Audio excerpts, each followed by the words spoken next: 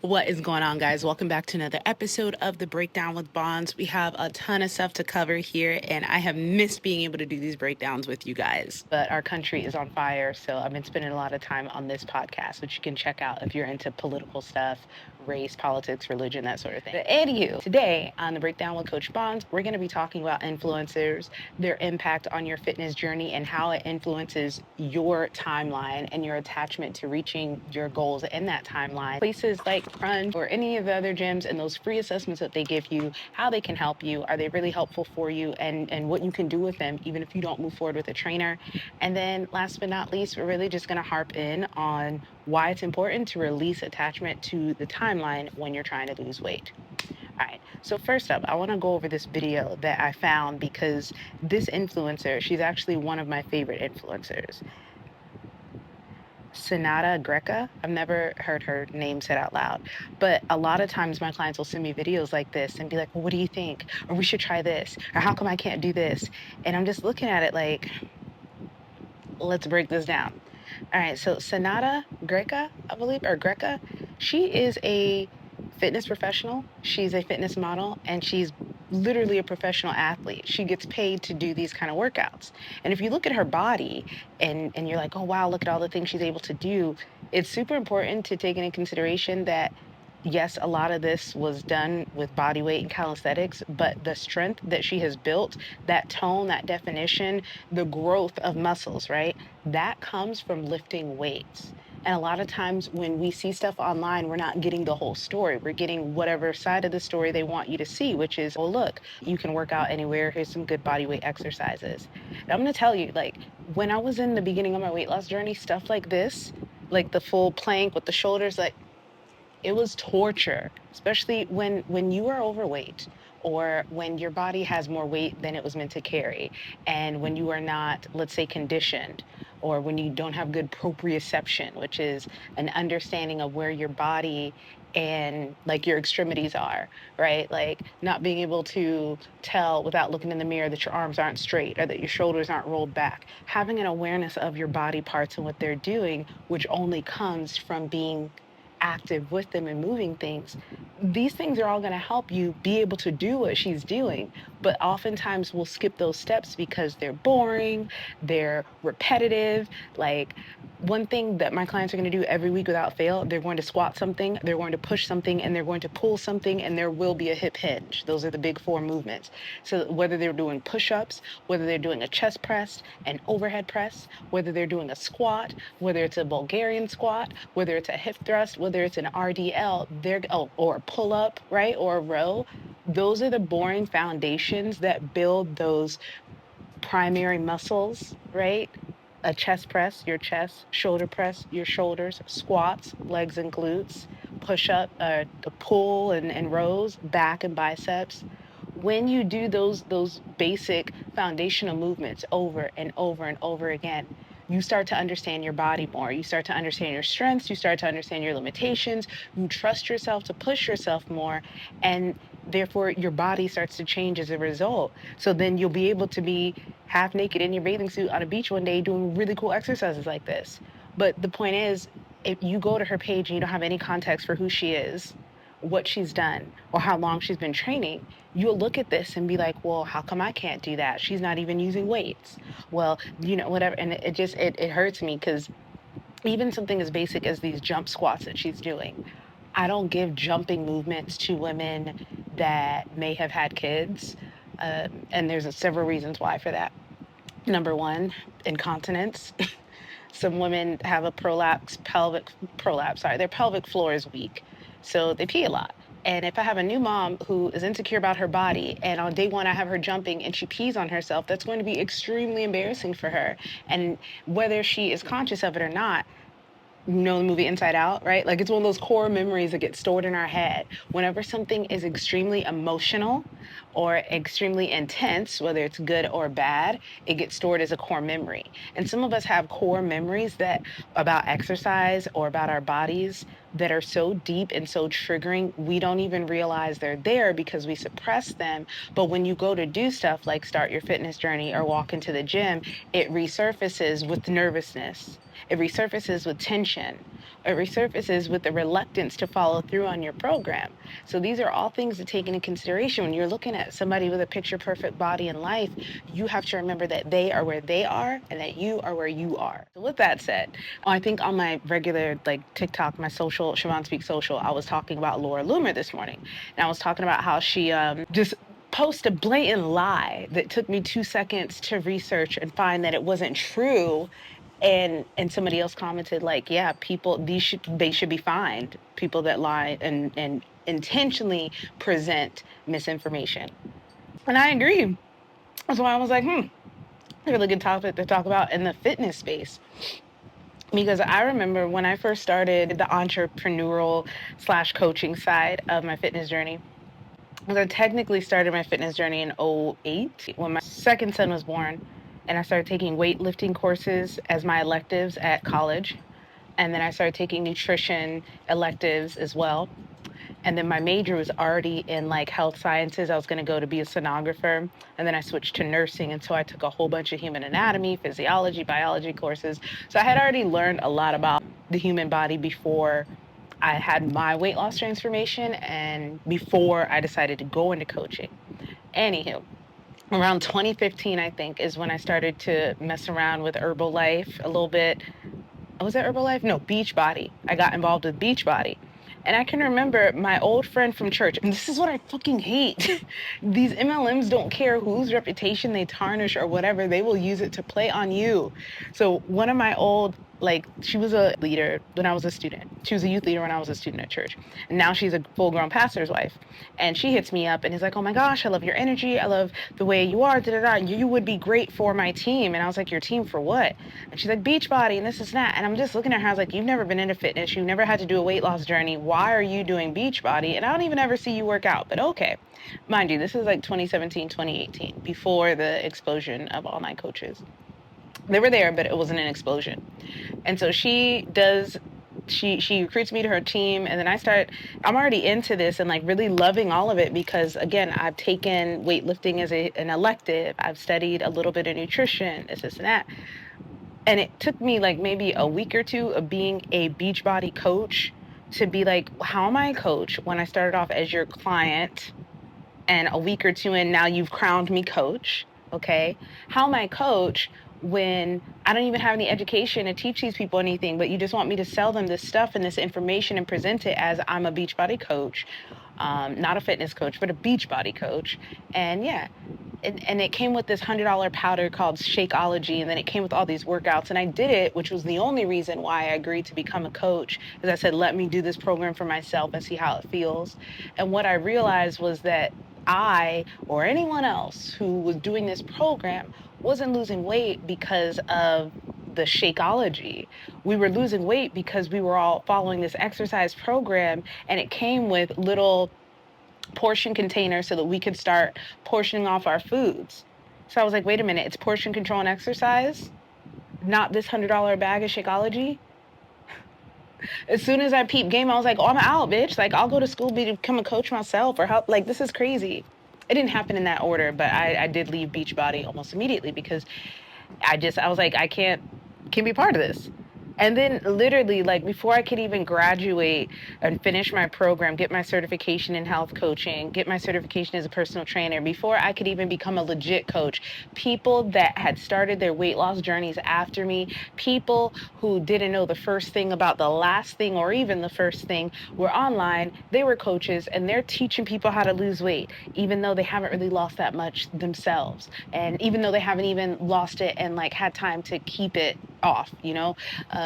It was so overwhelming and so frustrating. And for the majority of my time as an online coach, I have been battling what I like to call opportunists, people online that just take advantage of women's insecurities, take advantage of our lack of education when it comes to health and fitness, and just ignorance. Like they're opportunists. So a lot of people came into the coaching spaces and saw that it was a way to make money, saw that it was COVID and everybody's glued to their phones and their screens. So yeah, they're eating up everything anybody says. And if you look happier than I am and I'm depressed, then I'm going to listen to you. And if you look fitter than I am and I'm depressed, then I'm going to listen to you. And if you look, you know what I'm saying? Like, and so it was so easy to sell this online facade. And it would drive me crazy because I sounded like a freaking hater. And pause, side note. That's why I love Kendrick so much, because he probably spent the last 10, 15 years sounding like a hater because Drake was an opportunist. And what's done in the dark will always come to the light. The Wizard of Oz, the curtain, the veil, these things, the facade will never last. And it's the same thing with these influencers. Like I have seen people who were so keto. Pause. Keto doesn't equal bad influencer. Keto is just not a diet that's meant for everyone. And if you are not well educated on keto, if you're not a doctor, a weight loss doctor, and if you're not a nutrition specialist, I don't think that you should be out here telling people to be on keto, because keto was invented for adults with diabetes and children with epilepsy. That was not meant for the general public. But the general public found out that it could help you lose weight fast, and boom, now everybody's on keto. So anywho, it was just so frustrating to listen to people who've been doing this their whole life, not overnight or because of Shakeology, right? Or because of some body weight exercises in the sand. My niece, I've talked about how my niece has a perfect Coke bottle, flat stomach, voluptuous in all the right places, and is tiny and looks amazing. And I could literally market her as an online influencer and write all of her programs and do everything for her and just sell videos of her working out. And then the cat would come out the bag when people realize, oh, she doesn't know anything about this, right? Anywho, I thought it was so dope when I found out that places like Norway and France started putting regulations on these unrealistic expectations and things that people were doing online. Guys, I've had actual friends, people that I've had people that were friends that wanted me to coach them. And I don't even want to get into the specifics of how they didn't want to pay me. They just wanted to do like this barter service. And I'm not against that, but like, don't play me. Don't treat me like my work can't literally change your life and the trajectory of your whole family's life. Don't treat my work like it's minuscule, which they did. So they wanted me to work out with them 5 days a week for an hour. They wanted me to take them shopping, do their meal prep, basically like be their personal coach like the rich people have, because this person was trying to, move like they were rich. And long story short, that didn't work out because they didn't want to pay me. What they wanted would have been a whole lot of work and a whole lot of time and commitment. And they weren't with that, which is ironic because this person was also trying to coach me in my business, telling me to make strategic, smart moves and be patient and this and that. But like, anywho. So this person started photoshopping their pictures and etching in abs. And I'm just like, are you fucking kidding me? Do not post that shit, and do not post any more videos of us working out together online, because when you're over here catfishing people on Grindr or Tinder or whatever, I was like, oh my God. So the point, like, so many people lie online.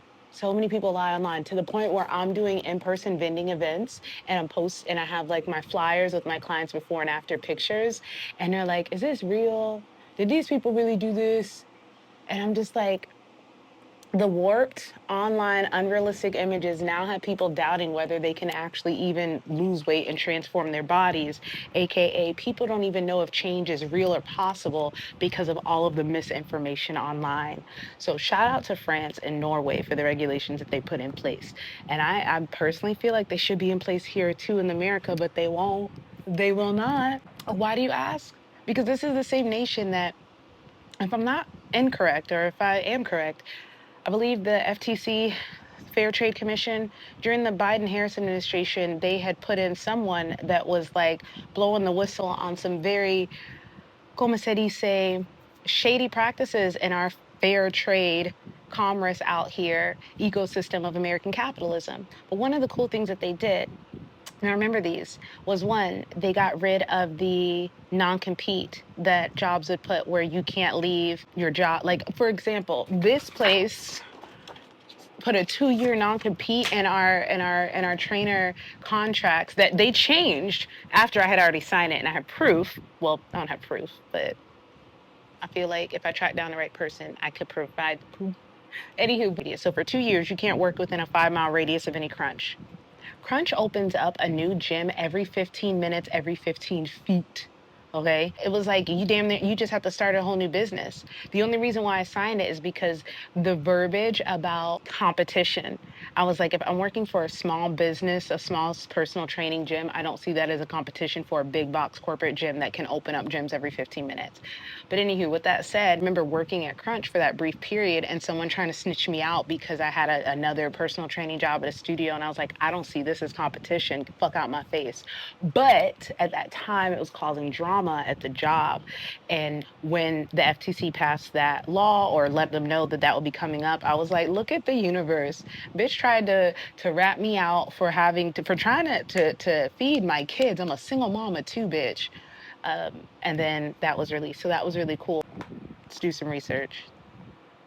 Okay, the Biden-Harris administration's approach to the Federal Trade Commission focused on enhancing consumer protection programs and promoting competition across various sectors, meaning no more monopolies, which is what Crunch was trying to do by telling people that, that rule was in place. Focusing on the junk fees that they add on to us, just random fees, application fee, wake up in the morning and sign this paper before we are ready to see it fee, you know what I'm talking about? Increased funding for antitrust, promoting competition, and where is it? The biggest one that they did was the whole subscription thing, because gyms, once they have your card, it was like they had it for life unless you came down there and had to deal with them hard selling you and overcoming all your obligations. And so most people, instead of going through that with them, we've just opted to not go back. And I hate that that was what they did to us. These regulations made sure that now, like, you can just log into your app for most gyms and just cancel. You cannot make people stay subscribed to you anymore, is what I understood was one of the things they put in place. So that was pretty dope. So we were headed in that right direction, and then, like I said, I had to, this current administration just set us back. So that's where a lot of my focus has been. So since we're talking about the devil, the things that we would do here, this, they call it a kickoff, and the kickoff is $10 or it's free depending on what kind of sales goals they have for you that month. One of the ways that we sell this is we put it on a timeline for you, and we tell you, well, if you did it this way, you would finish in this time, or this is how many days you need to, do A, B, C, D, E, F, G, and this is perfectly fine. However, sometimes when people see stuff like this and they start their programs with them or with me or anyone, they have this idea that if they don't finish in this time that they failed. And that's just not true. In fact, I have a client who just finished her program and she was getting sacked. She's like, see, I'm almost done and I didn't even reach my weight loss goals and this, that, and the other. And I was like, again, these fitness pages have y'all like looking at people as the standard. And it's I will repeat this again and again and again. You can't compare yourself to people who literally get paid to work out every day. You cannot compare yourself to people who have been training their body for the past decades while you have been sedentary for the last several decades. You can't compare yourself to people who've been fueling their bodies properly, drinking water, doing all the things that you're still learning to do, right? You're still learning to do that. And this person has been doing this for literally like 10, 20 years. So yes, it could take you 6 months or 6 weeks or a year or whatever, whatever, but you have to understand that releasing attachment to the timeline and focusing on what it is that you want to be experiencing is going to get you there faster. And I'm going to end with this. What do I mean by focusing on what you want to experience? If the goal is to lose weight, you don't want to experience weight loss because there's nothing fun, intriguing about that. You get to connect with your mind and embody the version of you on the other side of that weight loss or that body transformation or that health. What is it that will be different for you on the other side? Some women have vocalized that they felt they were passed up for jobs or that they weren't taken seriously because of their weight. Some women have said that they don't feel confident. And I remember not feeling confident in my workplace because I just wasn't a confident person. But getting into shape and getting strong and pushing through hard times and disciplining myself and following a structured plan showed me that I could do things I didn't think I could do. And that directly translated into me being at work and being more confident, asking for more money, getting raises, doing better in my business, etc. So when I say think about what you want to experience, what are you not experiencing right now that you have convinced yourself you will be experiencing if you lose this weight or if you get in shape? Is it vitality? Is it the comfort of knowing you're reversing genetic diseases or hereditary, right? Is it being an example to your kids, to your family? Is it overcoming a childhood fear of the gym? Whatever it is, there has to be a clear benefit for this outside of the, oh, well, I'll be healthy, because healthy isn't sexy and healthy isn't fun. And yes, it is great to have our health, but most of us are you will bore yourself to death on some, oh, I just got to lose weight. Think about it like this. If you ever graduated, if you got a degree, you weren't chasing the degree. You were chasing the accomplishment. You were chasing the validation that you'll get from the outside world. You were chasing your goals that you've had your entire life. You are proving people wrong that didn't think you could do it, or whatever it is. But that joy, that satisfaction, what's waiting for you on the other side, that's what you need to be tapped and tuned into while you are on this journey, so that you're not worried about the timeline. You're not worried about the timeline because you're worried about, I want to get to that feeling and I don't care how long it takes me. And I'll end with this. A woman that started with me in my health coaching program, and she was already like 30 years my senior, 20 years my senior. I don't know how old she was. I'm in my 30s. She's in her 50s, 20s. 20 years. She didn't finish the health coaching program with me, but she stayed and followed me online and saw everything that I was doing, ended up working with me, ended up staying around and becoming one of my co-founders, and ended up being someone, she lost 76 pounds with me. And if you would have told her back in 2021 when we started working together that she wouldn't reach that goal until 2024, I'm pretty sure she would still do it again, because it's priceless. So keep that in mind when you're comparing yourself to these people online and when you're getting frustrated because the things aren't happening in the right time. Everything happens when it's supposed to, and keep your eye on the prize. All right, guys, I hope that you enjoyed today's episode. I promise I'm going to work to try to get these out more frequently, and I would love to hear things that you want me to break down, things that you want me to talk about, topics that you want discussed. Bring them to me in the comments, whether it's here, TikTok, whatever. And until next time, I'll see you on the Breakdown with Coach Bonds.